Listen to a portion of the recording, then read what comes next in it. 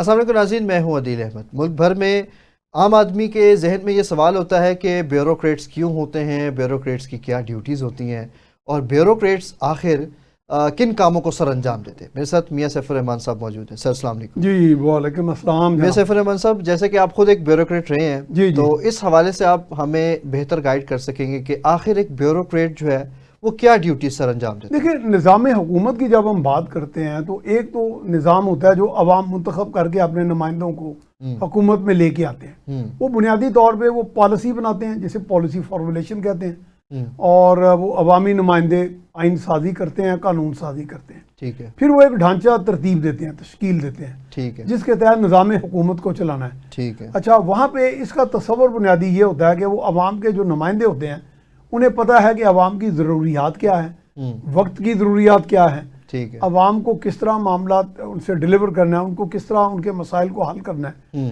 مثال کے طور پہ جب آپ مجھے پوچھ رہے ہیں کہ میں نے جب بیوروکریسی جوائن کی تو اسے سول سروسز آف پاکستان کہا جاتا ہے، سینٹرل سپیریئر سروسز۔ ٹھیک ہے۔ تو اس کے اندر 13 پروفیشن آکوپیشنل گروپس تھے، بعد میں ان کے نام کچھ تبدیل بھی ہوئے، تو لیکن ابھی بدستور وہ چل رہے ہیں۔ ٹھیک ہے۔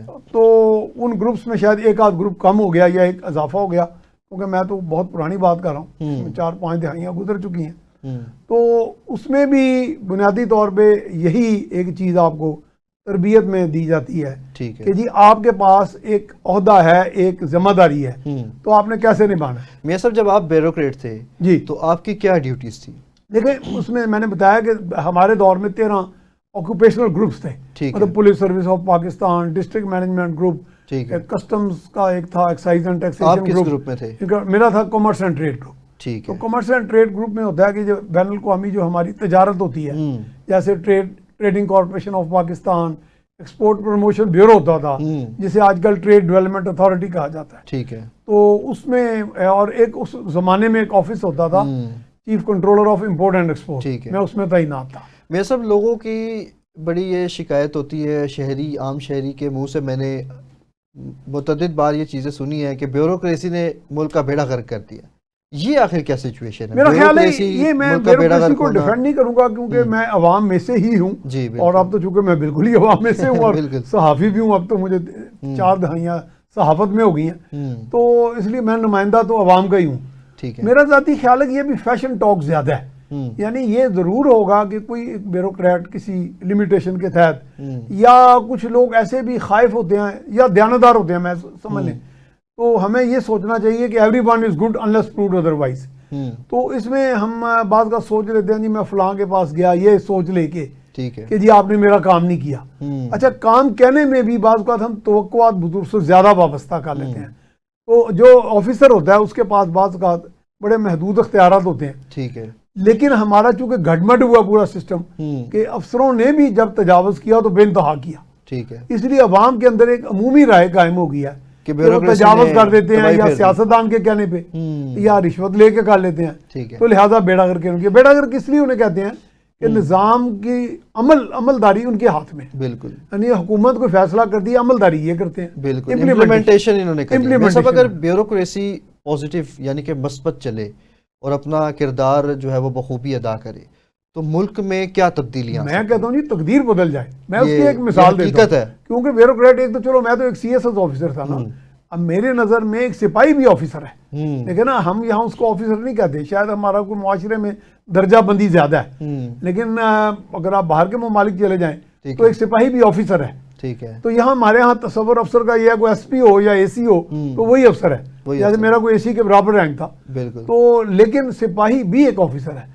میں ایک اس کی مثال یوں دیتا ہوں کہ ایک علاقے میں ایک ایس ایچ او آتا ہے، ٹھیک ہے، اچھا اس کے پاس بے پناہ اختیارات ہیں، کسی کو پکڑ لے، شبے میں پکڑ لے، میں یہ نہیں کہتا کہ نجائز پکڑ لے، لیکن اختیارات تو ہیں، بالکل۔ اب یہ ہے کہ اگر وہ لوگوں کے ساتھ محبت امن آشتی سے ڈیل کرے گا، وہ دل مو لے گا لوگوں کا، اور اس دل مو لینے سے اس کو تو جو فائدہ اس کے روحانی سکون ہوگا یا جو بھی ہوگا وہ معاشرے کے اندر ایک پازیٹیو وائبز کریٹ کر دے گا، یعنی معاشرہ سٹیبل محسوس کرے گا خود کو کہ ہمیں ہمارا نظام چلانا ہے، اس علاقے کے لوگ بالکل کہ ہمارا نظام صحیح ہاتھوں میں ہے۔ تو یہ تاثر نہیں جا رہا جو آپ نے بات ابتدا میں کی، وہ تاثر نہیں جا رہا کہ ہمارا نظام صحیح ہاتھوں میں ہے. ہاں اسی لیے عام آدمی یہی کہتا ہے کہ بیوروکریسی نے ملک کا ظاہر ہے چونکہ نظام وہ چلا رہے ہیں نا, ٹھیک ہے, چلانے والے سے تو آپ کو گلہ ہوگا, مہنگائی ہوگی, لوگ کہیں گے افسر رشوت کھا رہے ہیں. اچھا میاں صاحب, یہ بیوروکریٹ جو ہے وہ کس کے ماتحت ہوتا ہے, جواب دہ کس کو ہوتا ہے؟ نہیں دیکھو, بیوروکریٹ وقت کی حکومت کے ماتحت ہے, لیکن قانون کے ماتحت ہے. اگر ایک قانون میں, مجھے یاد ہے کہ میں ایک مرتبہ, میں نام نہیں لوں گا کسی کا, ایک وزیر اعلیٰ سے میں ان کے پاس بیٹھا تھا, کیونکہ میں صحافی ہوں تو میں پرائم منسٹر وزیر اعلیٰ ان کو کور کرتا رہا, ان سے ملاقاتیں بھی تھی. تو میں نے انہیں ایک کام کہہ دیا, وزیر اعلیٰ بڑے نون اور بڑے نامور تھے, پنجاب کے تھے, انہوں نے میرے کہنے پہ ایک حکم جاری کر دیا. یقین کریں ایک بہت جونیئر بیوروکریٹ جس کا گریڈ 17 کا درجہ تھا, ٹھیک ہے, اس نے انکار کر دیا وہ کام کرنے سے.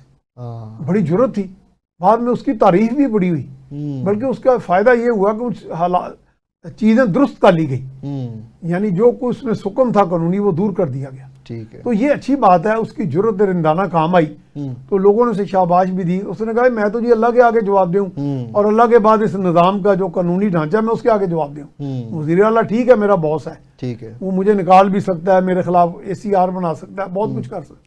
یعنی کہ وہ پھر آپ کو جو ہے وہ تبادلہ بھی کر دیتے ہیں, OSD بنا دیتے ہیں آپ کو. کچھ اگر کوئی بیوروکریٹ اڑ جائے کہ نہیں جی یہ کام درست ہے, جو آپ کہہ رہے ہیں وہ غلط ہے. میرا خیال ہے کہ ہمارے اندر اگر یہ جذبہ پیدا ہو جائے تو پورا نظام بھی بہتر ہونا شروع ہو جائے.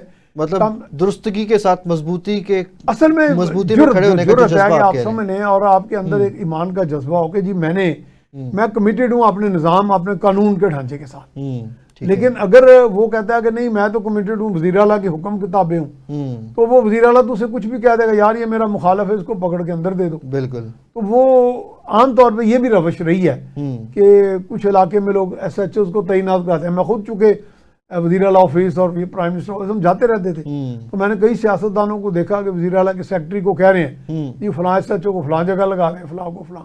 تو یہ وہاں پہ پوری پلاننگ ہو رہی ہے, پوری پلاننگ ہوتی تھی کہ یہ بندہ میرا ہے, مثال کے طور پر میرا کوئی بھتیجا ہے اور میں MN ہوں علاقے کا, یا میرا بھتیجا نہیں تو ویسے میرا پروردہ ہے, یا وہ خاندان میرے روب میں ہے یا میرے اثر میں ہے, تو میں وہاں بندہ لگا لیتا ہوں. تو میں سے کہتا ہوں میں نے تمہیں لگوایا, میرا کام کرو, میں یہاں کو نجائز کام کر رہا ہوں, تم اس کو. یہ سب ورکنگ آور کتنی ہوتی ہے ایک بیوروکریٹ؟ دیکھیں جی ورکنگ آورز ویسے تو اس کا بھی وہ 9 to 5 ہی ہے, لیکن مثال کے طور پہ کچھ محکمے ایسے بھی ہیں, ٹھیک ہے, کہ جہاں 9 to 5 ہی آگے. مثال طور پہ پولیس ہے, پولیس یہ تو نہیں ہو سکتا کہ رات کو ایک ڈاکہ پڑ جائے تو SP کہ میں سویا ہوں, میں تو ورکنگ آورز میں نہیں ہوں. تو اس طرح حکومت کا کام بعض کا چلتا رہتا ہے, بعض کا پبلک ڈیلنگ کے بعد فائل ورک کا ٹائم نہیں ملتا, تو فائل ورک کے لیے آپ کو بعد میں بھی بیٹھنا پڑ جاتا ہے. دیانتداری سے کام کریں تو یو آر آلویز ورکنگ, اور ملک کی تقدیر بھی بدل سکتی. جی ناظرین, جیسے کہ آپ نے دیکھا میاں سیف الرحمان صاحب نے ہمیں بتایا اور بخوبی بتایا کہ اگر بیوروکریٹ جو ہے وہ اپنا کام ٹھیک سے کرے اور اپنا جو کردار ہے وہ ٹھیک سے ادا کرے تو ملک کی تقدیر بدلے گی, اور ملک کی جو تقدیر ہے وہ بدلنے میں وقت نہیں لگے گا, کیونکہ بیوروکریٹ جو ہے, بیوروکریسی ایک بہت امپورٹنٹ ایک سٹیج ہے جس میں انہوں نے سارا کچھ امپلیمنٹ کروانا ہوتا ہے. تو میاں صاحب کبھی آپ نے کچھ ایسا اپنی لائف میں یا اپنی ڈیوٹیز میں دیکھا ہے کہ کوئی بیوروکریٹ جس کو واقعی آپ داد دینا چاہیں کہ وہ واقعی اڑ گیا ہو کہ نہیں جی یہ کام ایسے ہوگا, یہ کام ایسے نہیں ہو سکتا؟ میں نے 1-2 ایسے آفیسرز دیکھے ہیں جو باقاعدہ, دیکھیں ایک پورا نظام, ایک پورا سسٹم ہوتا ہے جس کے تحت اگر کوئی فیصلہ ہونا ہے یا پالیسی بننی ہے, ٹھیک ہے, تو پالیسی پیپرز بنتے ہیں اور پھر نیچے تک بعض اوقات معلومات لی جاتی ہے. مثال کے طور پہ سیکریٹریٹ کا سسٹم لے لیں, ٹھیک ہے, سیکشن افسر سے ایک فائل چلتی ہے, پھر ڈپٹی سیکرٹری, پھر جوائنٹ سیکرٹری, پھر ایڈیشنل سیکرٹری, پھر سیکرٹری, وہ پورے نوٹس ہوتے ہیں. وہ لوگ بھی چونکہ منجے ہوتے ہیں اور انہوں نے وقت گزارا ہوتا ہے, وہ بعض کا نیچے پوچھ لیتے ہیں, وہ بعض کا ایک نوٹ لکھ دیتے ہیں, پلیز اسپیک, اپنے آفیسر کو بلا کے کہتے ہیں ذرا وضاحت کریں آپ نے کن قوانین کی بنیاد پہ یہ نوٹ لکھا ہے. ٹھیک ہے, تو کیا بعض کا مجھے یاد ہے جب میں بیوروکریسی میں تھا تو وہ ذوالفقار علی بھٹو صاحب کا دور تھا, وہ پرائم منسٹر تھے, تو میری ان کے فائلز تک اتنی رسائی نہیں تھی, تو آغاز ہی تھا, میری ان کے فائلز تک اتنی رسائی نہیں تھی پرائم منسٹر آفس کے, لیکن اتفاق سے ایک فائل آ گئی جو میں نے خود پڑھی. وہ اتنے ویل ریڈ تھے, اتنے ویل انفارمڈ تھے ایز وزیر اعظم پاکستان, کہ وہ جو حاشیہ ہوتا ہے اس میں انہوں نے باقاعدہ سیکشن افسر سے لے کے گریڈ 22 تک افسروں نے جو نوٹس لکھے ہوئے تھے ان کو سب کو رد کر کے انہوں نے سائٹ لکھا ہوا تھا کہ یہ چیز جو نیچے سے آئی ہے اور اتنے افسروں سے ہو کے آئی ہے, اس میں اس چیز کو نظر انداز کیا گیا, اور پورا ایک 2-3 پیرے تھے اس میں. تو یہ بیسیکلی تو ایک کنسلٹیٹو پروسیس ہوتا ہے. ٹھیک ہے, ہاں پوری مکمل سٹڈی آؤٹ کیا گیا، مکمل سٹڈی ہوتی ہے. اچھا. لیکن بعض اوقات یہ بھی ہوتا ہے کہ کئی اتنے جابر بھی آ جاتے ہیں وزراء اعلیٰ یا وزیر اعظم، وہ کہتے ہیں بھی اس سارے نوٹ کو بدلو، آپ نے یہ کیا لکھ دیا. ٹھیک ہے. لیکن آفیسر کہہ دیتے ہیں کہ سر یہ بات غلط ہے، ٹھیک ہے، لیکن آپ کہتے ہیں تو ہم لکھ دیتے ہیں. تو یہ سب جو آفیسر اڑ گئے تھے ان کے ساتھ کیا ہوا تھا؟ میرا خیال ہے کچھ بھی نہیں ہوا، تبادلہ ہوا تھا یا کچھ اختیارات کم کر دیے تھے؟ وقتی دور میں اختیارات تو کم کیا ہوتے ہیں، اختیارات تو وہی ہوتے ہیں جو ایز آفیسر کے پاس ہوتے ہیں. لیکن او ایس ڈی کا ایک ہمارے پاس ایک ٹول ہوتا ہے. ٹھیک ہے. وزراء اعلیٰ کے پاس یا جتنے بھی سینئرز ہوتے ہیں پولیٹیکل ایگزیکٹوز، ٹھیک ہے، تو وہ کہتے ہیں جی اس کو او ایس ڈی بنا دو. ٹھیک ہے. یعنی اختیارات لے ہی لو. اچھا. مثال کے طور پہ ایک ضلع کا ایس پی ہے، ڈی پی او ہے، سی سی پی او ہے، اگر وہ ویسے سیکریٹریٹ میں بیٹھا ہو، ٹھیک ہے، یعنی کہ ان کا اپنا پولیس سیکریٹریٹ بھی ہے نا، سی پی او، ٹھیک ہے، تو وہاں پہ ڈی آئی جی ٹریننگ لگا ہوا ہے، بس وہ ڈی آئی جی ٹریننگ ضرور ہے، لیکن اس کے بعد وہ اختیار تو نہیں، یار اس کو پکڑ لو، اس کو چھوڑ دو، یہ والی چیز تو نہیں ہے. یعنی کہ پبلک والی اعزازی عہدہ کر دو، بس وہ یہ تقریباً یہ بن جاتا ہے.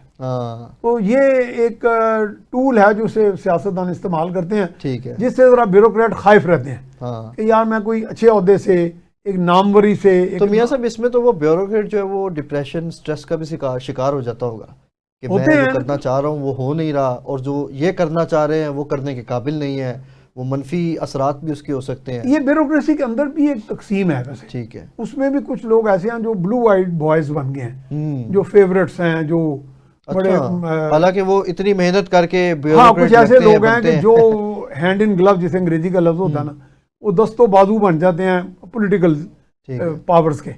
تو وہ کہتے ہیں جی ہم آپ کا مشن یہ کر دیں گے.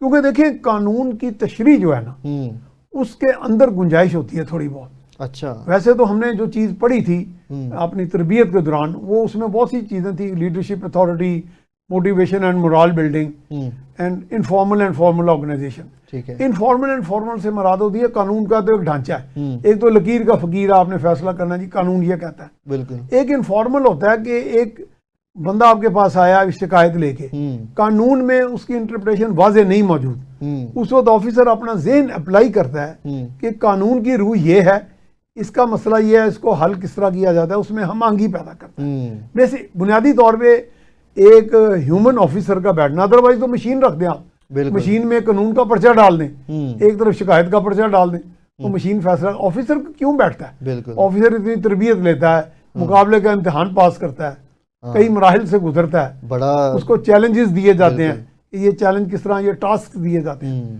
تو وہاں اس لیے بٹھایا جاتا ہے کہ وہ. تو میرا خیال ہے کہ یہ بیوروکریٹ کو زیب نہیں دیتا کہ وہ کہتا ہے کہ جی میں یہ کام نہیں کر سکتا، مجھے فلانے سے ڈر لگ گیا ہے، یا مجھ پر دباؤ ہے، یا مجھ پر پریشر ہے. تو میرا خیال ہے میں تو ایسے ججز کا بہت احترام کرتا ہوں. ٹھیک ہے. میں نے ایک جج صاحب کو، میں نیشنل ڈیفنس یونیورسٹی میں ایک کورس میں تھا، نیشنل سیکورٹی ورکشاپ 5 ہفتے وہیں رہا، وہ ہماری آرمڈ فورسز کرتی ہیں.